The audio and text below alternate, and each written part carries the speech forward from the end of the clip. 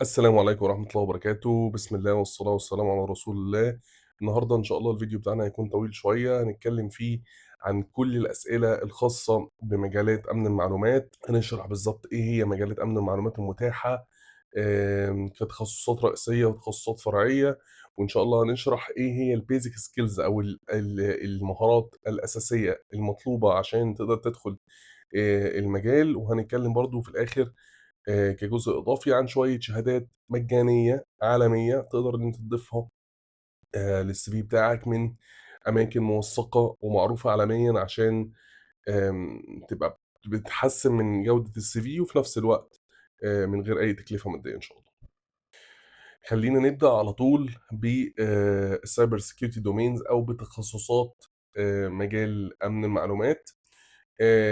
أنا الحقيقة قسّمته إلى تخصصات رئيسية تمام، عشان نبدأ إن إحنا نشرحه ببساطة ونبدأ إن إحنا نبقى فاهمين الموضوع أكتر، وبعد كده هنبدأ ناخد واحد، واحد من التخصصات دي ونتكلّم عنه باستفاضة إن شاء الله كتخصُّص فرعي بعد كده.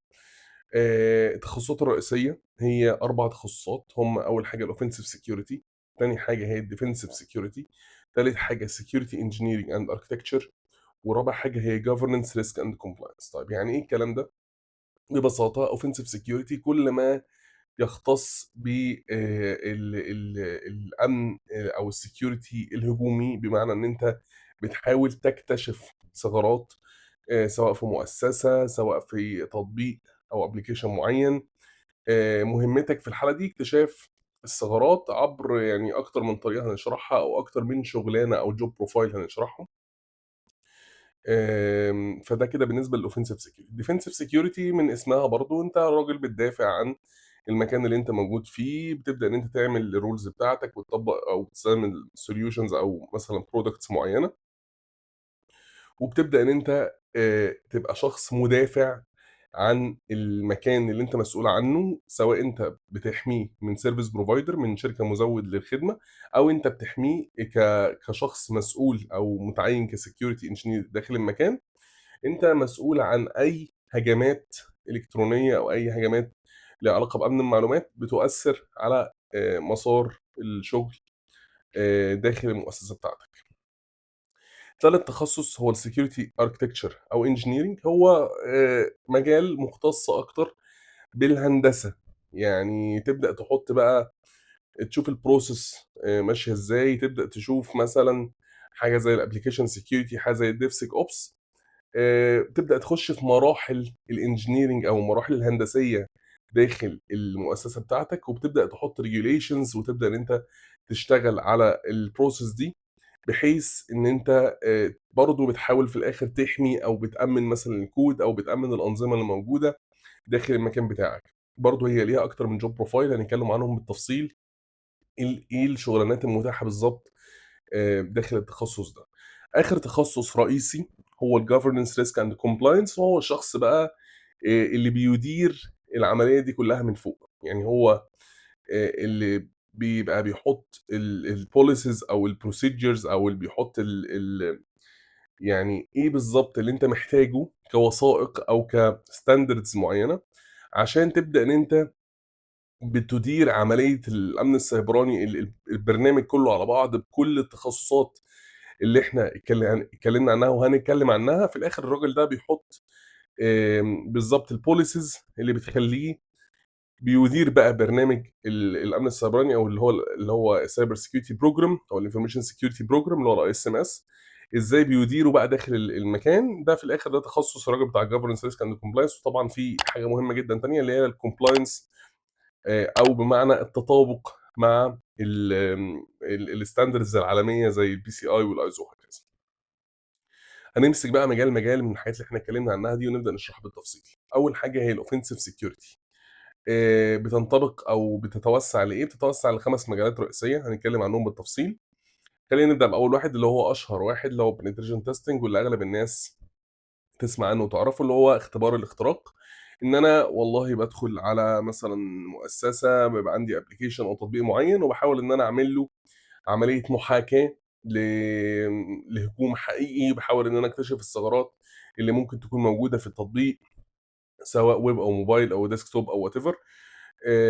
أو إن أنا باعمل محاكاة لinfrastructure موجودة عندي، أو إن أنا عندي مجموعة سيرفرات مثلًا جوّه الnetwork بتاعتي، وباحاول إن أنا أعمل المحاكاة دي، إن أنا أكتشف كل الثغرات الممكنة خلال الوقت اللي أنا شغال فيه خلال المشروع. طبعًا الموضوع limitless أو هو ما لوش حد، أنت ممكن تفضل قاعد من هنا لمدة شهرين بتكتشف vulnerabilities أو ثغرات موجودة في التطبيق أو في الinfrastructure بتاعتك، بس أنت في الآخر أنت محكوم دايمًا بمدة زمنية بيخلص فيها المشروع. والله أنا هاقعد مثلًا 5 أيام، أنا مخصص ليّا 5 أيام إن أنا أشتغل فيها على التطبيق ده، وهابدأ إن أنا أطلّع الثغرات الموجودة فيه، فبالتالي بتبدأ تطلّع الثغرات. طب تاني حاجة بتعملها إيه؟ بتعمل report بتحط فيه كل الثغرات اللي أنت طلّعتها، وبتحط فيها إزاي طلّعتها، وبتحط فيها remediation تمام، للvulnerabilities أو حلول أو recommendations توصيات معيّنة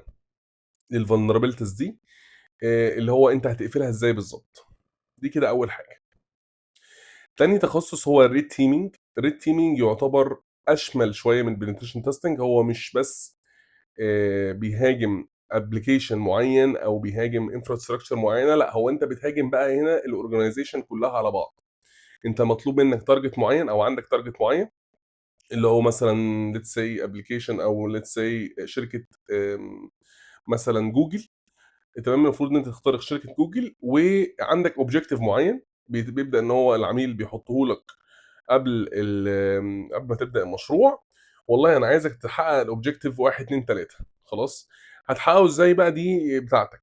يعني أيًا كان الطريقة اللي أنت هتحاول بيها، هتعمل بقى phishing، هتعمل social engineering، هتحاول تبعت للموظفين malwares، ممكن تروح بنفسك كphysical security وتبدأ إن أنت تinstall مثلًا malware أو تدخل data center وتinstall malware على الdevices.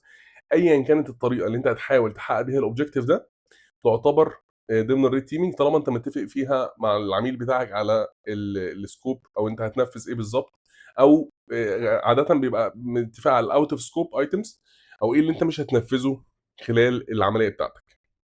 طيب إيه الفرق بتاعها عن الpenetration testing؟ زي ما إحنا قُلنا هنا أنت ما بيحكمكش تطبيق معيّن، لأ أنت بتهاجم أي حاجة بتيجي قصادك. أي حاجة بتدّيك vulnerability أو بتدّيك طريق إن أنت توصل للtarget أو الobjective بتاعك، أنت هتعملها. المطلوب هنا إن أنت توصل للobjective، مش المطلوب هنا إن أنت تطلّع report بالثغرات. في الآخر أنت هتطلّع report وهتقول فيه أنت عملت إيه. طبعًا المطلوب إن أنت تكتشف الcritical vulnerabilities أو أقوى حاجات في المؤسسة دي خلّتك توصل للobjective بتاعك. في الآخر الreport ده بيوصل للعميل وبيبدأ برضه بنفس الطريقة، أنت حاطط recommendations معيّنة وتوصيات معيّنة عشان تبدأ تحل بيها الموضوع. طب برضه إيه الفرق بين الحاجتين؟ غالبًا الred teaming بيبقى المؤسسة يعني ناضجة أكتر من حيث الأمن السيبراني، عندها برنامج، عندها information security program بقى لها فترة، وعملت أكتر من penetration testing على الapplications، وعادةً مثلًا ما بيطلعش حاجة أوي، فبيبدأ إن هو يروح لمستوى أعلى من مستويات الoffensive security في الحالة دي. تالت حاجة معانا هي الbug bounty. طبعًا أغلبنا already غالبًا سمع عن الbug bounty، اللي هو أنت في الآخر عندك programs متاحة public أو private programs على منصات زي HackerOne وBugCrowd وهكذا. تبدأ إن أنت تحاول تكتشف الثغرات دي، وبتبدأ تاخد مبالغ مالية مقابل اكتشافك للثغرات والreporting بتاعك للثغرات للمؤسسات دي. هو في الآخر المجال كله اتعمل عشان يبدأ يشجّع موضوع الwhite hat hacking، أو إن أنت تبقى hacker أخلاقي، ما تبقاش بتحاول تستغل طبعًا الثغرات دي ناحية أي حاجة إجرامية يعني. فهو في الآخر اللي اتعمل عشان يشجّع الhackers عشان يبدأوا والله ده أنت برضه إيه ده، أنا اكتشفت إن الثغرات بتجيب فلوس بس بطريقة تانية. ففي الآخر bug bounty mainly بيتكلّم في النطاق ده يعني. من ضمن برضه الfields اللي ليها علاقة أكتر بالoffensive security هو purple teaming. هو purple teaming عادةً بيكون اشتراك بين الoffensive security والdefensive security، بس هو بيبدأ بحاجة اسمها attack simulation. purple teaming في الحالة دي أنت يا إمّا بتعمله بtool خلاص، يا إمّا إن أنت بتعمله manual. المطلوب هنا إيه؟ المطلوب مش إن أنا أعمل penetration testing خالص، لكن المطلوب إن أنا أمرّر عدد معيّن من الattacks simulation أو محاكاة للهجمات جوّه الnetwork عندي، أمرّرها على إيه، أمرّرها على الsensors أو أمرّرها على وسائل الحماية الموجودة بالفعل داخل المؤسسة. طب إحنا مش فاهمين الكلام ده خالص، خلّينا نشرحها ببساطة. فلنفترض مثلًا إن أنت عندك جهاز firewall أو جهاز اللي هو الجدار الناري، أو أنت بتحاول إن أنت تقفل مثلًا بورتات معيّنة على النتورك بتاعتك، خلاص؟ ففي الحالة دي أو أنت هتيجي كراجل بتعمل purple teaming، والله هتحط مثلًا سيرفر، السيرفر ده هيكون victim server، وهتجيب جهاز تاني، الجهاز ده هيكون الattacker server، وهتبدأ تحاول تنفذ attacks من الجهاز بتاع الattacker رايح على الvictim server. في الحالة دي لو أنت قدرت، طبعًا أنت في الحالة دي أنت الهجمات بتاعتك أو الsimulations بتاعتك معدية على ال جهاز الجدار الناري أو الfirewall أو الIPS أو أيًا كان الsecurity solution اللي موجود. في الحالة دي أنت بتبدأ تشوف إذا كان أي من الهجمات دي هيُكتشف والّا لأ، أو أي من الهجمات دي هيعدّي والّا لأ. لو عدّى حاجة منهم، ففي الحالة دي الsimulation بتاعك نجح، وأنت عندك مثلًا مشكلة في الحالة دي في الsolution. فأول هدف لأهداف الpurple teaming إن أنت بتكتشف لو في مشاكل في الconfiguration ليها علاقة بأجهزة الحماية أو process الحماية اللي موجودة جوّه الorganization بتاعتك، تمام؟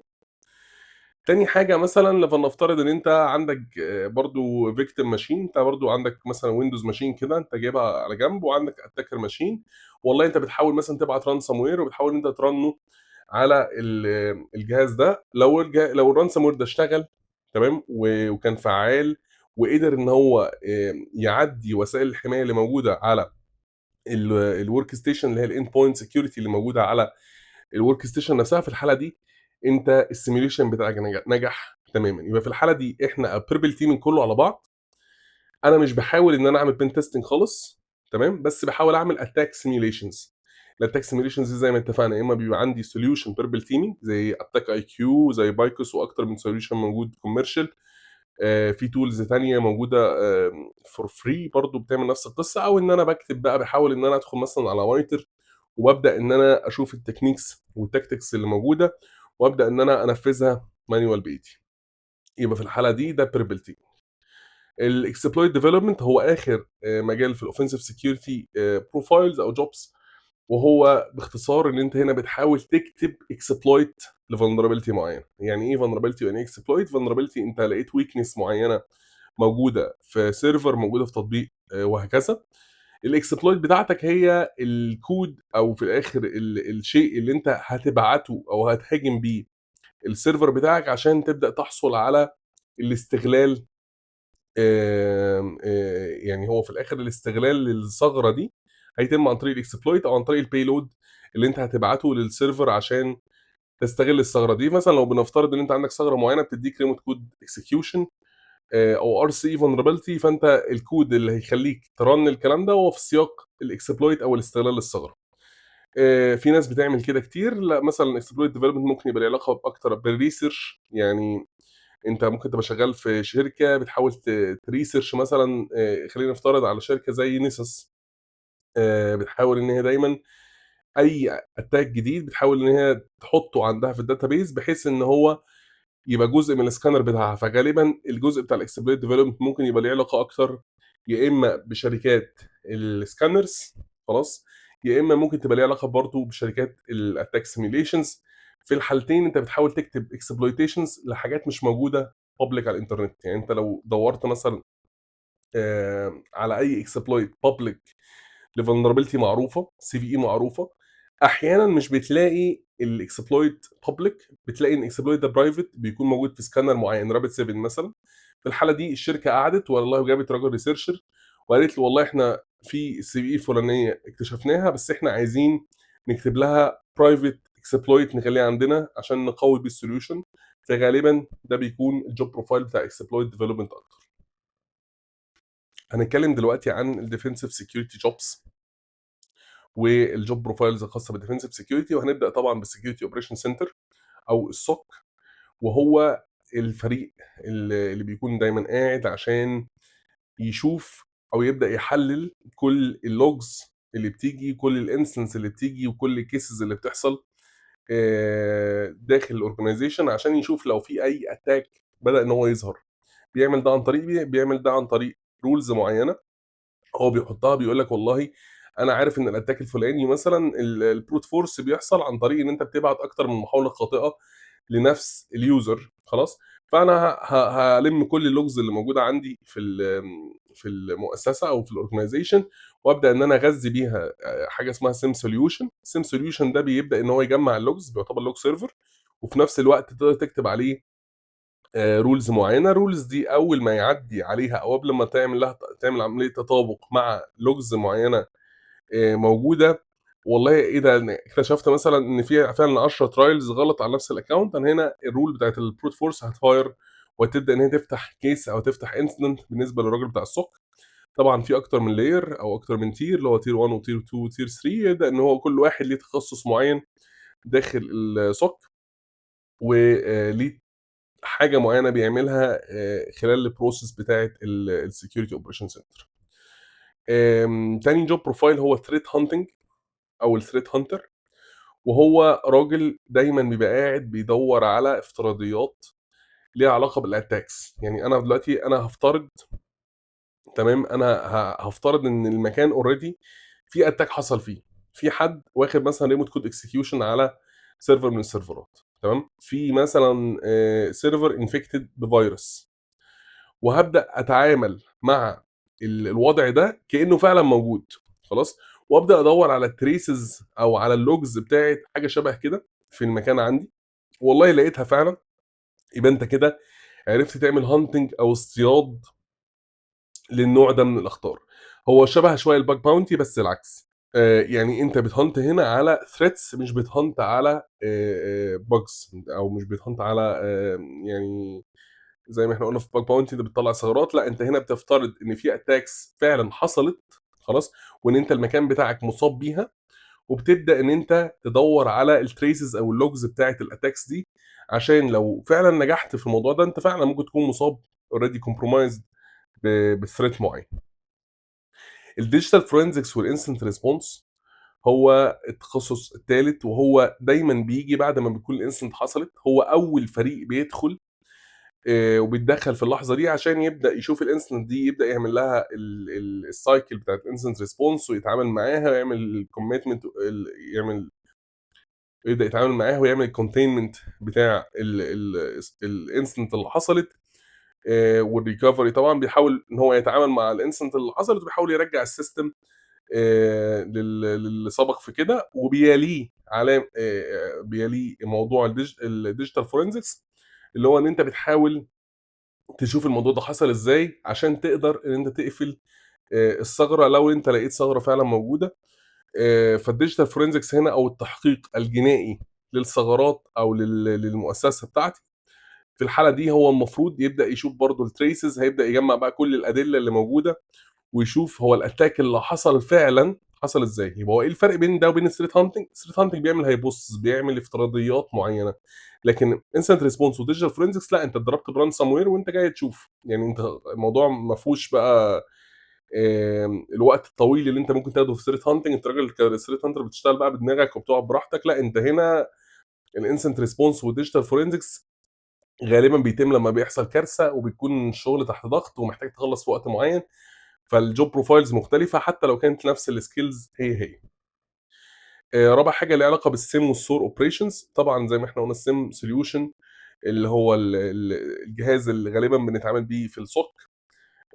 في الحالة دي أنت غالبًا ممكن تبقى محتاج مثلًا administrator أو SIEM engineer عشان يبقى شغال بس على الجهاز ده، لإن هو بيحتاج يعني rules كتير جدًا تتعمل، محتاج maintenance محتاج administration. ففي الحالة دي يبقى في SIEM engineer أو SOAR engineer. الSOAR هنا في الحالة دي هو بيبقى مسؤول عن automation بتاع defenses معيّنة موجودة عندي في الnetwork خلاص. يعني أنا دلوقتي أنا مثلًا فلنفترض إن أنا في الSOC لقيت إن أنا والله باعمل حاجات يعني معتادة دايمًا باعملها على طول لمّا آجي مثلًا أكشف على attack معيّن، باروح مش عارف أشوف الIP ده malicious والّا لأ، بابدأ إن أنا أحلل الmalware اللي حصل أو آخد مثلًا الchecksum بتاعه وأدوّر بيه في VirusTotal أو أدوّر بيه في أكتر من tool زي كده. فأنا ممكن الSOAR في الحالة دي هو جهاز بيعمل عملية automation تمام، لكل الprocess دي ممكن يعمل لك القصة دي كلّها قبل حتى أنت ما تشوف الticket، يعني أول ما تيجي تشوف الticket تلاقي إن الSOR مخلّص لك already الجزء ده، فغالبًا برضه الSOR بيكون محتاج مهندس خاص بيه أو SOR engineer مسؤول عنه بشكل كبير، لإن هو برضه مُعقّد شوية ومحتاج يعني نوع معيّن من أنواع الهندسة. آخر حاجة معانا هي الcyber threat intelligence، وthreat intelligence باختصار هو أي data feed أو أي inputs بتيجي لي ليها علاقة بالمؤسسة بتاعتي. يعني فلنفترض إن أنت بتعمل مثلًا dark web monitoring، وصل لك أخبار إن أنت الorganization بتاعتك هيحصل عليها اختراق، وصل لك أخبار إن أنت في APT معيّن أو APT group معيّن هيبدأ إن هو يهاجمك.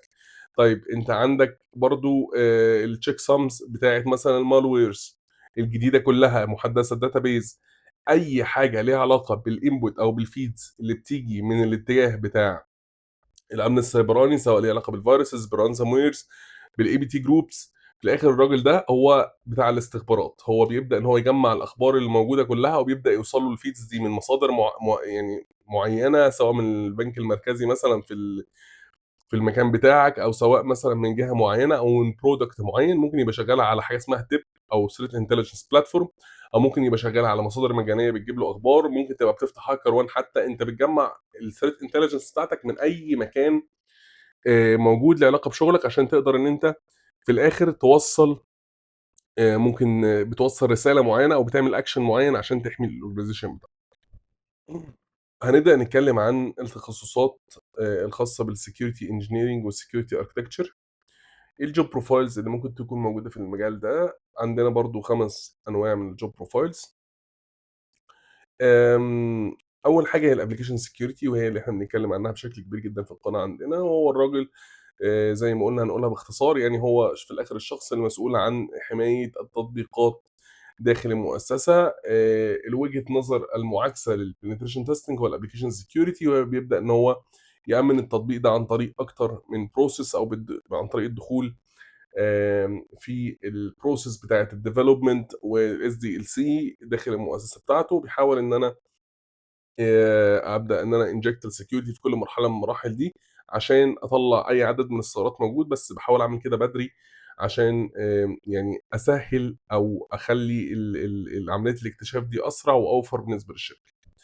تاني حاجة هي الDevSec Ops، وبرضه إحنا بنتكلم عليها في الchannel عندنا هنا، وهي في الآخر إن هي بتجمع بين عملية الشخص اللي بيبقى فاهم أكتر في الdevelopment وفي الsecurity وفي الoperations، هو بيبقى حلقة الوصل بين security teams وبين الoperations team وبين الdevelopment. في الآخر هو بييسّر وبيسرّع إنتاج الsoftware بشكل آمن.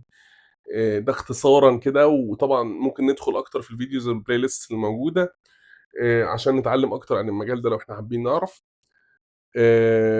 برضه مجال من المجالات الخاصة بالsecurity engineering هو cloud security، طبعًا ده بقى مجال مهم جدًا دلوقتي. أنت أي مكان دلوقتي غالبًا يا إمّا عنده cloud public أو واخدها من vendor زي مثلًا Amazon، زي Azure، زي GCP، أو واخد cloud native أو باني هو الcloud بتاعته على أي حاجة من زي OpenShift أو اللي زيّها من الtechnologies يعني Kubernetes أو whatever.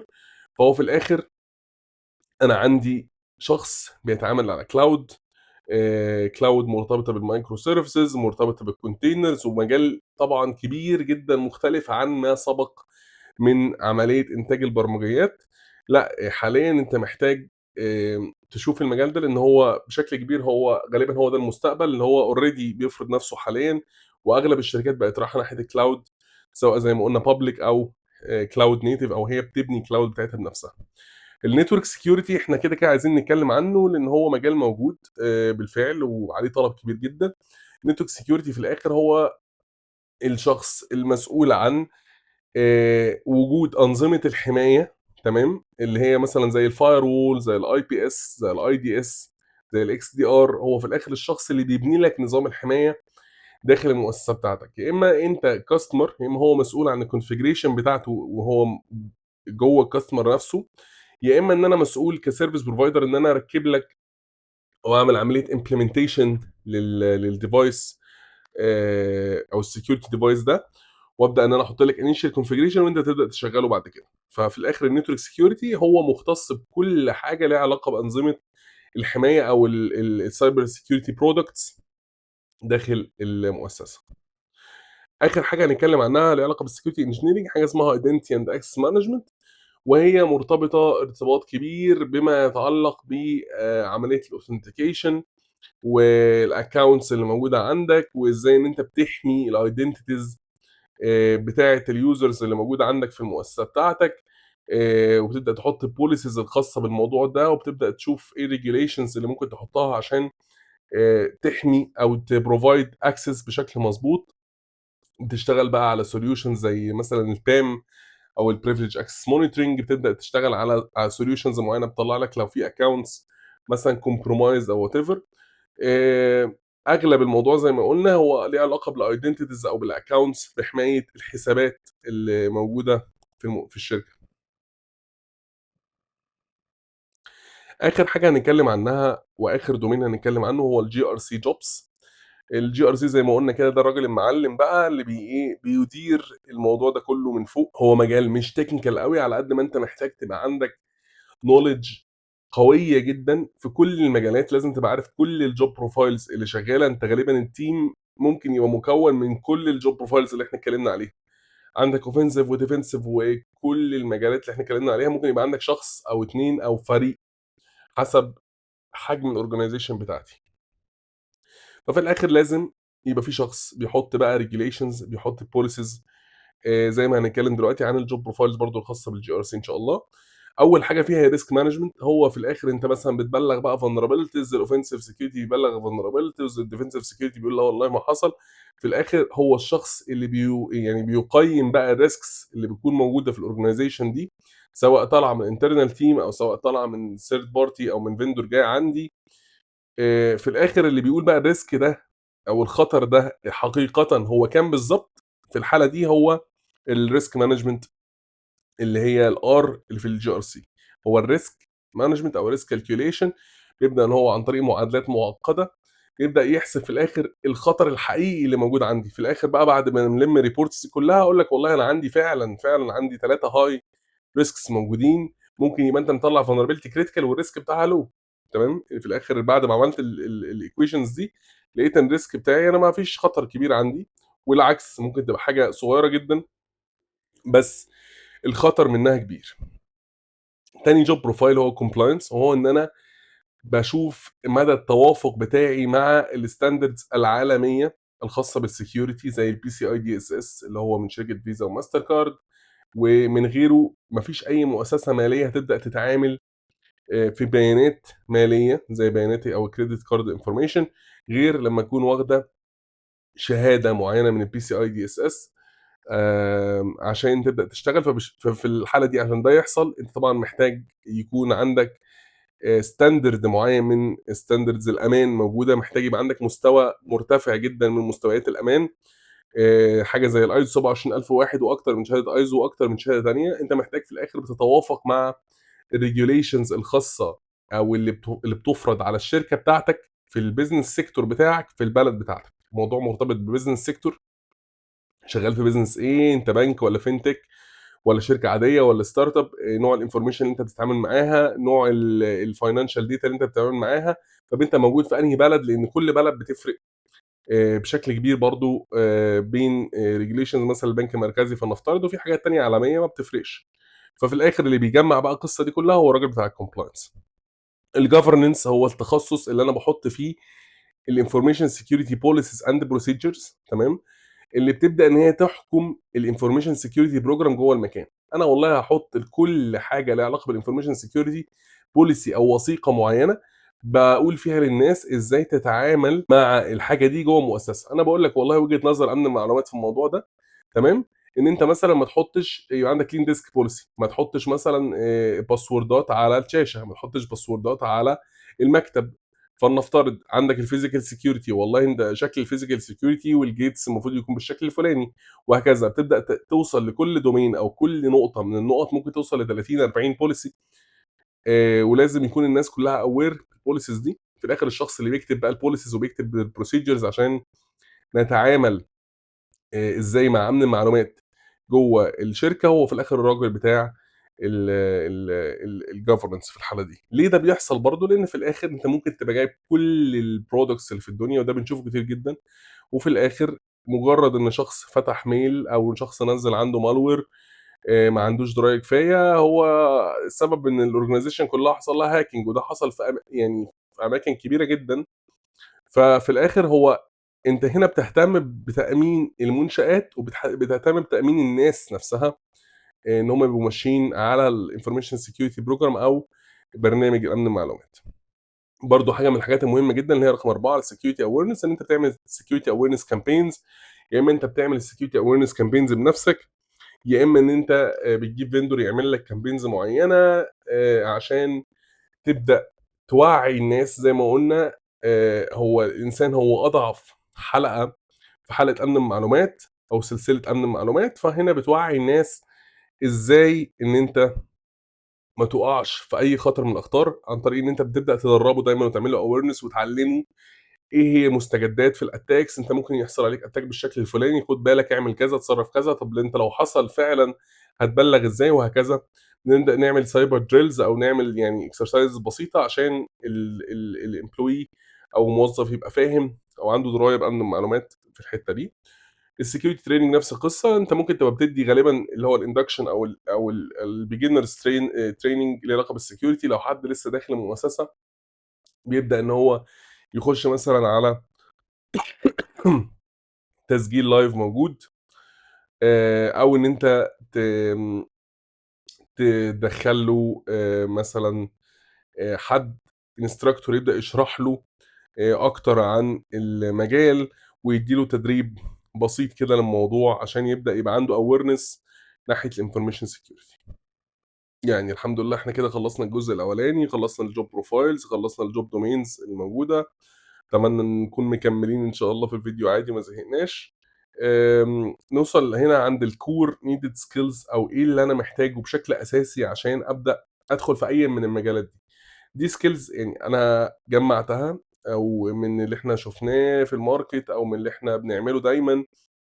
في حاجات أنت محتاجها بشكل أساسي عشان تبدأ تتعامل مع مجال أمن المعلومات. هو في الآخر هو مجال مش أسهل حاجة في الدنيا، ومجال دايمًا مرتبط بإن أنت تبقى عارف حاجات تانية خالص.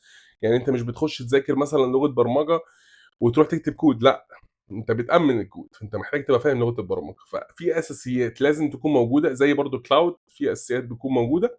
نفس القصة بالنسبة لمجال أمن المعلومات.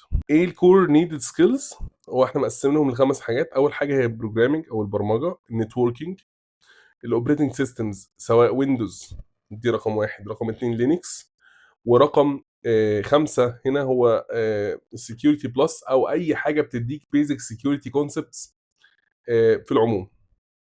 طيب programming زي إيه؟ زي إن أنت تبقى عارف Python، عارف JavaScript، عارف Bash، عارف C++، أيًا كانت لغة البرمجة اللي أنت هتتعلمها، المفروض تبقى لغة برمجة تسمح لك بإن أنت تطوّر أو تبني بيها application. من الكورسات اللي موجودة برضه هنحُط كل أي كورس هنتكلّم فيه إن شاء الله خلال الpresentation عشان بس ما قدرتش إن أنا أحُطّها في الslide، هنحُطّها في الdescription إن شاء الله. فممكن تبقى بتعمل application بسيط خالص. في كورسات مثلًا زي الHTML and CSS، وفي كورس تاني ليه علاقة بالPHP اللي هو أنت ممكن تcreate بيه e-commerce shop. في كورسات من قناة الZero Web School. أنت ممكن تعمل حاجة بسيطة خالص، إن أنت تcreate أو تعمل تطبيق بسيط تحُط فيه functions مثلًا let's say إن أنت اتعلّمت. أنا هاحُط الكورسات الخاصة بالHTML والCSS والJavaScript، هتجرّب تعمل تطبيق بسيط بتحُط فيه كل الfunctions تمام، اللي ممكن تستخدمها الsimple functions. حاجة زي e-commerce مثلًا ممكن نمشي في الكورس ونبدأ إن إحنا نتعلّم إزاي نعمل ده. في الآخر أنت بتبدأ تشوف بقى والله أنا باكتب الكود بالطريقة الفلانية، أنا إيه الفرق بين الfront end code وبين الback end code، إيه الفرق بين الdatabase وإزاي باتعامل مع الdatabase اللي موجودة. فكتابة تطبيق بنَفْسك ده هيساعدك بشكل كبير على فهم الapplications بشكل عام. وفي نفس الوقت لو إحنا مثلًا اتعلمنا Python for example فده هيساعدك بعد كده في الscripts. في كل الحالات أول حاجة هنعملها نتعلم برمجة حتى لو بشكل بسيط، حتى لو هابني بيها تطبيق بسيط جدًا، بس أنا أبقى فاهم إيه الconcept بتاع البرمجة اللي أنا هاتعرّض له كده دايمًا في الشغل. تاني حاجة الnetworking، إن أنا أفهم الشبكات ببساطة بتحصل إزاي، أبقى فاهم يعني إيه OSI model، يعني إيه TCP IP، أبقى عارف يعني إيه VLANs، أبقى عارف يعني إيه راوتر، الفرق بين راوتر وswitch، الsubnetting يعني إيه subnetting، يعني إيه protocols زي HTTP وFTP وSSL، إزاي أستخدم حاجة زي الWireshark والNMAP والNetCat، إن باستخدم الحاجات البسيطة دي. ده ممكن نعرفه من كورس CCNA. في كورس برضه هارشحه، قناة Cloud Code شارح فيها CCNA بشكل مبسط وكويس جدًا. فكده إحنا خلّصنا أول حاجتين programming، خلاص هنبني application. تاني حاجة basic network ممكن أعرفه من CCNA. هنبدأ ندخل في المرحلة التالتة اللي هي مرحلة الoperating system. ممكن في الWindows أنت محتاج تتعامل مع الWindows بس بشكل مختلف عن الuser، محتاج تتعامل من ناحية الserver administration شوية. في الحالة دي ممكن نشوف كورس زي الMCSA، برضه هاحط link ليه. هو بيبقى أول يعتبر كورس في له علاقة بإدارة السيرفرات من ناحية الWindows. برضه بيعلّمك شوية عن الWindows internals أو الfunctions بتاعة الWindows، بحيث تبقى فاهم أكتر يعني إزاي تتعامل بشكل عميق أكتر مع الWindows، إزاي تmanage الusers، إزاي تبقى في تmanage الservices، إزاي تتعامل مع الPowerShell أو مع الsystem hardening أو مع الlogs. كل الكلام ده ممكن نتعلمه في الجزء الخاص بالWindows operating system. برضه من الحاجات المهمة جدًا هي الLinux. أنت غالبًا هتتعامل بشكل كبير، ممكن يبقى 50، 50 من Windows لLinux في الشغل بتاعك، فمحتاج يبقى عندك دراية أساسية بالLinux، بالshell، أنت إزاي تكتب commands، إيه الservices اللي موجودة، إيه الاختلافات الكبيرة بين الdirectories list بالنسبة للWindows وبالنسبة لLinux. في الحالة دي أنت ممكن تشوف أو ممكن تذاكر كورس RHCSA. وبرضه هنرشّح إن شاء الله كورس لباشمهندس علاء محمد. برضه هنحط إن شاء الله URL ليه في الdescription. آخر حاجة الsecurity plus، وهي certificate يعني ممكن تبقى طويلة شوية، بس هي بتدّيك كل الsecurity concepts أو الsecurity basics اللي أنت ممكن تكون محتاجها عشان تدخل في مجال أمن المعلومات. هي تعتبر شهادة ابتدائية أو شهادة يعني beginner certificate، بتاخدك من إن أنت مش فاهم حاجة خالص في المجال، وتبدأ إن أنت تحط لك أساسيات ليها علاقة بأمن المعلومات بشكل كبير. ودي برضه كانت مشروحة لقناة نت رايدرز، فهنحط إن شاء الله الURL بتاعها في الdescription. هندخل دلوقتي في الجزء الجديد الخاص يعني free cyber security certifications، أو شهادات مجانية معتمدة في مجال أمن المعلومات، ممكن أنت تضيفها للprofile بتاعك أو الCV بتاعك. وأول حاجة هنتكلم عنها هي شهادة certified in cyber security من معهد IS Squared. طبعًا IS Squared من أكتر الحاجات المشهورة عنه هو certificate CISSP أو CISSP. هو عامل certificate مجانية، تمام، ممكن تبدأ بيها من أنت بتسجل في حاجة شبه المبادرة كده، وبتبدأ تملى form وبيدّيك access على الtraining وعلى الcertificate for free تمامًا. الشهادة دي تعتبر يعني فيها basics كويسة جدًا، ممكن تستغلها جنب security plus أو مكان security plus. في الآخر هو بيبدأ إن هو يدّيك basic security concepts ليها علاقة بfield الinformation security. فدي من الحاجات اللي أنا بصراحة أرشّحها جدًا، وأي حاجة هنتكلم عنها خلال الcertificates بإذن الله هتكون موجودة في الdescription box. تاني certificate هنتكلم عنها هي certificate CS50، وكنت اتكلمت عنها في أكتر من فيديو تاني، بس من أهميتها فإحنا فعلًا محتاجين نكون عارفين عنها أكتر. هي مقدمة من جامعة هارفارد، وموجودة على منصة اسمها EDX. فهي بتدّيك knowledge لو أنت مش عارف أي حاجة عن الcomputer science، أو مش عارف الdata structure، أو مش عارف programming. هو بيشرح لك بالتفصيل من شخص beginner ما يعرفش أي شيء، بيعرّفك الbinary system، بيعرّفك مبادئ الprogramming الأساسية، بيعرّفك الdata structure، بيعرّفك الalgorithm.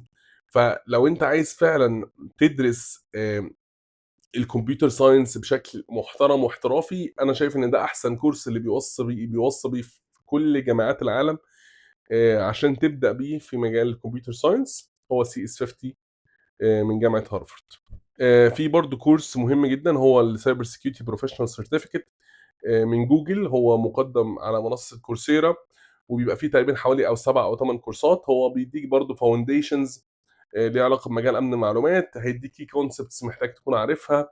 آمم محتاج تبقى عارف basics معيّنة عن مجال أمن المعلومات، برضه هتكون كويسة جدًا وفي نفس الوقت مُعتمدة من جوجل.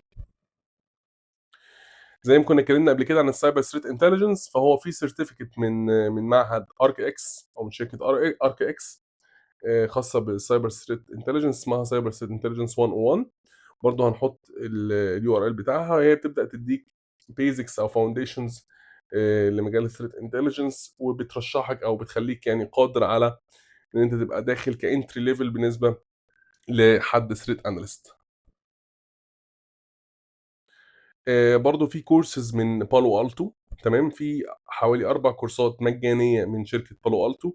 هم واحد فيهم له علاقة بintroduction to cyber security من البداية خالص، وواحد فيهم له علاقة بالnetwork security، وواحد فيهم له علاقة بcloud security، وواحد فيهم له علاقة بالSOC. ففي 4 كورسات مجانية من شركة Palo Alto. برضه هنحط الprofile أو هنحط الURLs بتاعتهم، وكل اللي إحنا بنتكلم عنه ده في الآخر هو بيقدر إن هو يدّيك certificate ممكن إن أنت تحطها في الLinkedIn profile، ممكن تحطها في الCV whatever يعني. برضه من المعاهد المهمة جدًا المجانية هي Cypre. Cypre فيها أكتر من learning path، يعني زي ما إحنا شايفين، ففي حاجات ليها علاقة بالIT security، في path ليه علاقة بالSOC لو أنت عايز تتخصص في الSOC، في path ليه علاقة بالpenetration testing، في path ليه علاقة بالsecurity engineering، في حاجة ليها علاقة بالleadership أو الGRC أكتر. فيعتبر بيدّيك يعني basic courses وفي نفس الوقت for free، وبيدّيك certificates في مجال أمن المعلومات. وبرضه في certificates موجودة زي security plus زي CISSP، برضه ليها free content موجودة على Cypre. آخر حاجة هنتكلم عنها النهارده هي مهارة تِك. مهارة تِك هو منصة معمولة من معهد تكنولوجيا المعلومات أو الITI، موجود عليها courses مهمة جدًا بالنسبة لشخص professional بيبدأ إن هو يدخل في مجال أمن المعلومات، حاجات ليها علاقة بالsecurity engineering، حاجات ليها علاقة بالpenetration testing، في course ليه علاقة بالdigital forensics، في course ليه علاقة بالmalware analysis، في course ليه علاقة بالSOC، في incident handling وresponse وforensics. ففي material كويسة جدًا على مهارة tech وفي نفس الوقت بالعربي لو أنت مش حابب يعني الEnglish. بصراحة منصة أنا واصي بيها جدًا ومنصة ممتازة. يعني لو أنت وصلت لغاية هنا فأنا باشكرك جدًا، ويا رب تكون استفدت من الفيديو، ويعني يا ريت لو حد استفاد يعمل like للفيديو وsubscribe للقناة. إن شاء الله هنتكلم عن مواضيع متنوعة ليها علاقة بالcyber security، وهنتكلم عن إحنا بادئين already course بنشرحه ليه علاقة بالapplication security وDevSecOps. فأتمنى الsupport بتاعكم، يا رب تكونوا استفدتوا في الفيديو النهارده، والسلام عليكم ورحمة الله وبركاته.